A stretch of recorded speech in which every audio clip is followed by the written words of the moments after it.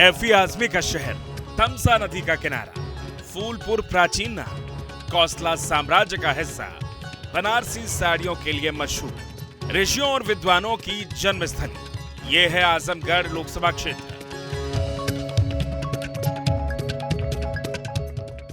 जहां पर इन दिनों सियासी सरगर्मियां खूब तेज हैं। आजमगढ़ में चुनावी घमासान है और एसपी ने सीट को बचाने के लिए सारी ताकत झोंक दी है। धर्मेंद्र यादव के समर्थन में अखिलेश यादव से लेकर डिंपल यादव ने चुनावी कमान संभाली है, तो वहीं बीजेपी भी पूरा जोर लगाए हुए है।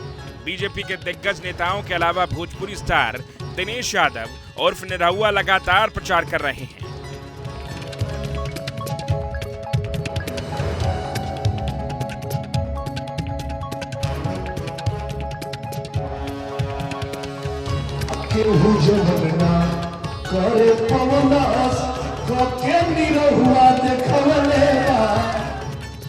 उत्तर प्रदेश के पूर्वांचल की आजमगढ़ सीट लंबे समय से समाजवादियों का गढ़ मानी जाती है।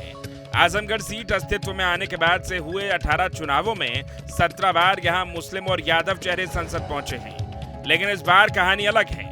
2024 की लड़ाई में एसपी ने अब की बार अपने चचेरे भाई धर्मेंद्र यादव को मैदान में उतारा है, तो बीजेपी ने दिनेश यादव यानी निरहुआ पर फिर दाव आजमाया है।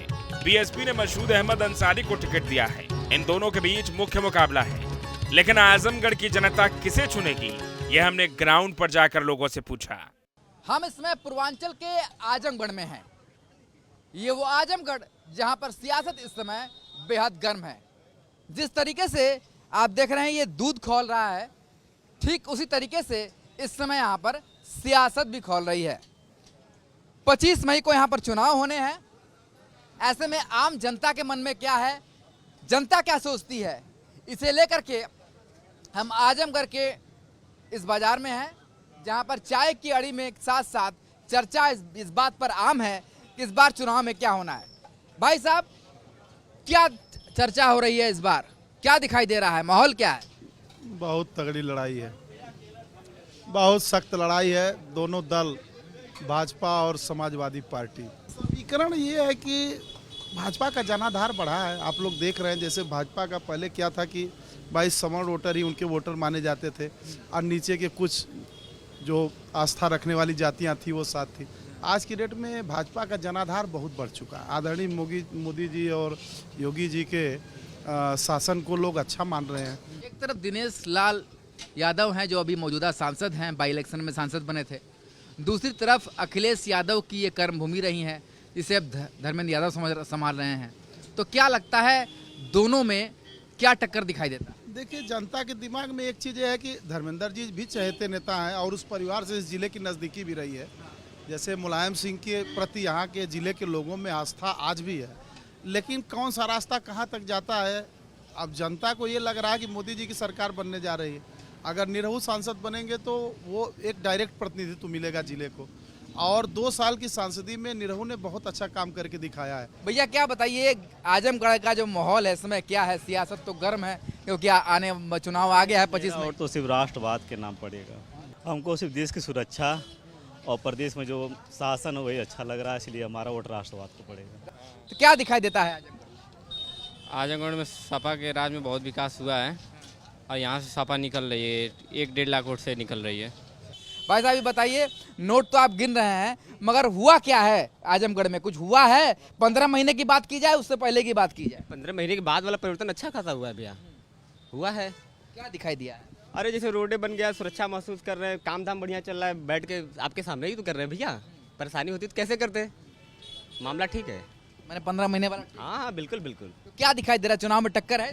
हाँ, टक्कर तो पूरी कांटे की है। देखिए, ये आजमगढ़ की जनता है जो खुल के बता रही है कि इस बार का जो चुनाव है वो कितना ज्यादा महत्वपूर्ण दिखाई देता है। 2022 उपचुनाव की अगर बात की जाए तो बीजेपी के दिनेश लाल यादव निरहुआ ने 3,12,768 वोट पाकर विजय पताका फहराई थी, तो वहीं 3,04,089 वोट पाकर सपा के धर्मेंद्र यादव दूसरे नंबर पर थे। बीजेपी की जीत का ये मार्जिन बेहद कम था, जबकि उपचुनाव में बीएसपी के गुड्डू जमाली को 2,66,210 वोट मिले थे। इस बार बीजेपी ने जोर लगाया है। निरहुआ सबका साथ, सबका विकास के नारे को लेकर आगे बढ़ रहे हैं और उन्हें अपनी जीत पर पूरा भरोसा है। अभिनेता से राजनेता बनने का जो सफर है वो कितना कठिन होता है, क्योंकि अभिनेता से जब कोई राजनेता बनता है तो पुराने जो राजनीति के खिलाड़ी हैं वो कहते हैं ये तो अभिनेता है, ये तो ग्लैमर के बल पर आया है, फिर तो चला ही जाएगा। हाँ, पर मैंने एक थोड़ा नया मिसाल कायम कर दिया। नॉर्मली क्या होता था कि वो इसलिए नेता लोग बोल पाते थे कि पहले जो कोई एक्टर कभी आते थे तो वो जीतने के बाद फिर वो अपने काम में लौट जाते थे। मैंने उसको थोड़ा बदल दिया। मैं जीतने के बाद यहीं काम भी यहीं लेके आ गया, तो मैं यहीं रहा, अपना भी काम किया, जनता का भी किया, तो ये बदलाव हो गया। इसलिए अब वो विपक्ष वाले इस पे कुछ बात नहीं कर पाते हैं। रैलियों में उमड़ती भीड़ को देखकर बीजेपी गदगद है। वो यहाँ एसपी और बीएसपी को कोई बड़ी चुनौती नहीं मान रही है।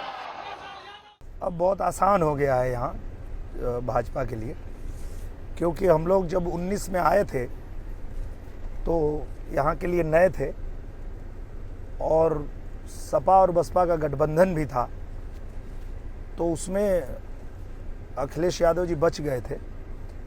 पर 22 में जब उनका गठबंधन नहीं रहा तो सपा हार गई यहाँ से और कमल खिला, भाजपा जीती। और 1.5 सालों में हम लोगों ने इतना काम किया आजमगढ़ में कि जनता जो है वो जान गई कि वो लोग सिर्फ यहाँ चुनाव लड़ने के लिए आते हैं। वो जीते या हारे, काम करना उनका उद्देश्य नहीं है। उनके 10-10 विधायक हैं, वो अपने गांव की तक सड़क नहीं बना पाते हैं, वो भी 1.5 साल में हम लोगों ने बनवा दिया। तो जनता ने ये अंतर जब देख लिया है तो अब लोगों का जो रिस्पांस मिल रहा है वो ये है कि 24 का चुनाव हम लोग अब 8,000 की जगह 80,000 से जीतने जा रहे हैं। और उनको बहुत अच्छे से पता है कि अगर वो खुद भी यहाँ लड़ने आएंगे तो भी हार जाएंगे, और इसीलिए वो आए भी नहीं। आजमगढ़ में अनुसूचित जाति, ओबीसी और मुसलमान तीनों ही समुदाय 17 से 20% के आसपास हैं। यहाँ यादव 26% हैं, मुसलमान 24%, एससी 22%, गैर यादव ओबीसी 21% और सवर्ण 17% हैं। राजनीति के लिहाज से यादव जाति के लोगों का प्रभुत्व यहाँ रहा है। यहाँ पर 14 बार यादव जाति के सांसद चुने गए। 2014 से 2022 तक इस सीट पर समाजवादी पार्टी का कब्जा रहा है। मुलायम सिंह और अखिलेश यादव यहाँ से सांसद रहे। पिछड़ों में यादव और मुस्लिम मतदाता एसपी का कोर वोटर माना जाता है, इसलिए एसपी इस बार पूरा जोर लगा रही है। आजमगढ़ की चुनावी सियासत इस समय गर्म है। हमारे साथ धर्मेंद्र यादव जी हैं। धर्मेंद्र यादव जी, किस तरीके से चुनौती आप देखते हैं इस आजमगढ़ में? कोई चुनौती नहीं है। यहाँ की सारी चुनौती यहाँ की जनता ने खत्म कर दी है। कोई चुनौती नहीं रही। इस समय जब आप जा रहे हैं, क्या मुख्य मुद्दा चुनाव में दिखाई दे रहा है? देश का संविधान बचाना है। अरे मंत्री जी हैं यार, क्या कर रहे हो? देश का संविधान बचाना है, लोकतंत्र बचाना है, देश में आरक्षण बचाना है, जाति जनगणना करानी है, देश के किसानों की आमदनी दोगुनी करानी है, कर्ज माफ़ करना है किसानों को, अग्निवीर की योजना ख़त्म करनी है, पेपर लीक वाले जितने अपराधी हैं उनको सज़ा दिलानी है, भविष्य में नौजवानों के भविष्य के साथ खिलवाड़ ना हो ऐसी व्यवस्था देनी है। तमाम मुद्दों के साथ आज इंडिया गठबंधन और हम लोग मैदान में हैं। बीजेपी कह रही है कि मोदी जी के नाम पर तीसरी बार लहर है।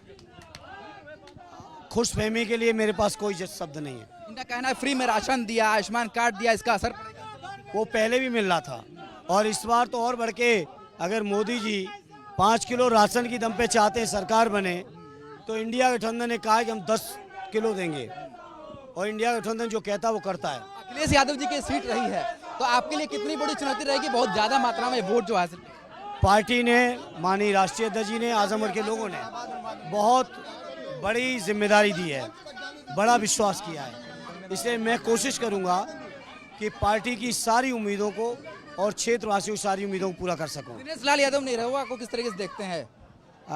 मैं कुछ एक्सीडेंटल सांसद हैं। आजमगढ़ संसदीय सीट के तहत 5 विधानसभा गोपालपुर, सगड़ी, मुबारकपुर, आजमगढ़ और मेहनगर आती है। यहाँ से बीजेपी के खाते में एक भी विधानसभा सीट नहीं है। यूपी में आजमगढ़ को समाजवादी पार्टी का सबसे मजबूत गढ़ माना जाता है। धर्मेंद्र यादव यहाँ कोई कोर कसर बाकी नहीं छोड़ना चाहते हैं, यानी दोनों पार्टियों की जमीनी घेराबंदी तेज है। क्या दिखाई दे रहा है आजमगढ़ में आप लोगों को, क्या माहौल है, कुछ बताएंगे? समाजवादी का माहौल है। भाजपा के जो सांसद हैं, अच्छा जो उनके नेता साथी हैं, जो मुख्य मुद्दे हैं जनता का, जो बेरोजगारी है, महंगाई है और जो भ्रष्टाचार है, उस पर लोग बात नहीं करेंगे। जनता है, जनता सब जानती है, सब समझती है। भाई साहब कह रहे हैं कि इस बार जनता को तय करना है कि बहकावे में किसी के ना है, बाकी जमीनी हकीकत में दिखाई दे। बाबूजी आप चाय पी रहे हैं बैठ करके, क्या दिखाई देता है आजमगढ़ में, क्या चल रहा है, कितना विकास हुआ? अच्छा, बहुत अच्छा विकास हो रहा है। हाँ, बहुत अच्छा हो रहा है, जैसा चाहिए वैसे मोदी जी के सरकार में बहुत बढ़िया हुआ। क्या दिखाई देता है आजमगढ़? चुनाव तो चल रहा है, यहाँ जो है टक्कर है कि नहीं? नहीं, टक्कर तो बहुत कांटे की है। कांटे की टक्कर है। तो ये तो चर्चा आम हो गई है कि आजमगढ़ में इस बार टक्कर जो है वो बहुत कांटे की है, क्योंकि मौजूदा सांसद 15 महीने से काम कर रहे हैं, उससे पहले समाजवादी पार्टी के सांसद थे, उनका गढ़ था। तो क्या दिखाई देता है, क्या माहौल है? नहीं, माहौल तो जो पूरे भारत में है वही यहाँ भी है, जो है ऐसी डेवलपमेंट होगा। क्या लगता है, क्या दिखाई देता है भैया आपको कि इस बार जो चुनाव है वो हर आदमी कह रहा है बहुत कांटे का है, बहुत कांटे का है। 15 महीने के सांसद का जो बाई इलेक्शन में जीत के आए वो हैं, इससे पहले सपा का गढ़ का माना जाता रहा है। आप लोगों को क्या दिखाई देता है? कांटे का तो है, लेकिन चुनाव जो पूरे प्रदेश में, पूरे भारत में चल रहा है वही यहाँ भी है। चुनाव बढ़िया चल रहा है। नाम पर चुनाव है कि काम पर चुनाव? नहीं, चुनाव काम पे है। क्या आपको नजर आता है भाई साहब, आजमगढ़ की सियासत इस समय पूर्वांचल में एक चर्चा का विषय है कि आखिर आजमगढ़ से इस बार शहंशाह कौन होगा? क्या दिखाई देता है, क्या माहौल? जो जनता के बीच अच्छा काम करेगा वही जनता पर राज करेगा। तो क्या दिखाई दिया पिछले 15 महीनों में? अच्छा काम हुआ है कि 15 महीने से पहले अच्छा काम हुआ है, क्या दिखाई देता है आप लोगों को? देखिए, जनता को क्या चाहिए? जनता को सुविधाएं चाहिए। अभी भाई साहब ने बताया ट्रेनों की व्यवस्था, यहाँ के बहुत सारे लड़के जो है वो विदेशों में रहते हैं और विदेशों के लिए ज़्यादातर उनको ट्रेन पकड़ने के लिए लखनऊ या दिल्ली जाना पड़ता है। अब तो यहाँ एयरपोर्ट हो गया लखनऊ तक का, लेकिन एयरपोर्ट उस हिसाब से नहीं जैसा होना चाहिए। तो कोई काफ़ी दिनों से इंटरसिटी की मांग की जा रही थी कि एक ट्रेन हो जो लखनऊ तक जाए। बहुत सारे व्यापारी हैं, बस का उन्होंने किया, पूर्वांचल एक्सप्रेसवे बनाया, सब कुछ है, लेकिन ट्रेन की सुविधा आज नहीं, इससे बहुत पहले से मांग की जा रही थी, लेकिन अभी ये नहीं हो पाई। एक इंटरसिटी होना चाहिए और ये अभी तक नहीं हो पाई। ये मांग लगातार यहाँ से उठ के आ रही है कि ट्रांसपोर्टेशन के बारे में बात हो रही है कि ट्रेनें जो है अधिक चाहिए, बस जो है अधिक चाहिए, ताकि जो है इसका एक विकास हो सके। भैया क्या दिखाई देता है आपको आजमगढ़ में, क्या नजर आता है? और कौन? निरहुआ जीतेगा। एकदम आप तो एकदम ठप्पा लगा रहे हैं। हाँ, कारण क्या है इसका? विकास के नाम पे परिवारवाद को हराना, विकासवाद को जिताना। कई लोग यहाँ पर भी और आ गए हैं, उनसे ही बात कर लेते हैं। भैया क्या दिखाई दे रहा है आजमगढ़ में, सियासत जो है किधर जा रही है?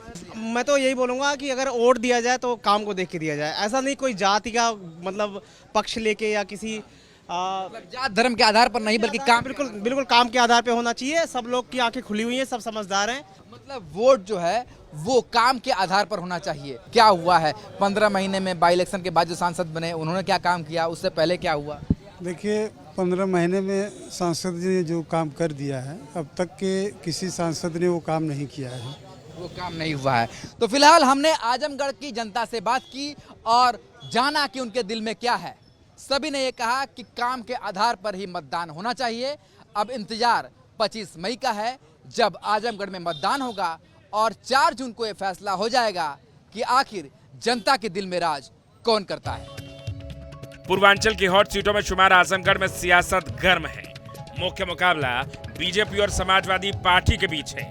सियासत और साहित्य के गढ़ में दोनों के लिए यह चुनाव साख की लड़ाई है। मुलायम और अखिलेश से जुड़ी सीट को जीतना सैफई परिवार के लिए प्रतिष्ठा का सवाल है, तो वहीं भोजपुरी सिने स्टार निरहुआ के लिए यह सीट बचाने की बड़ी जंग है।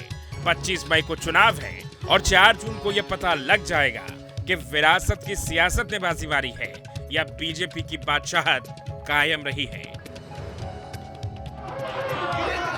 आजमगढ़ से सुशांत मुखर्जी के साथ टीम न्यूज़ नेशन।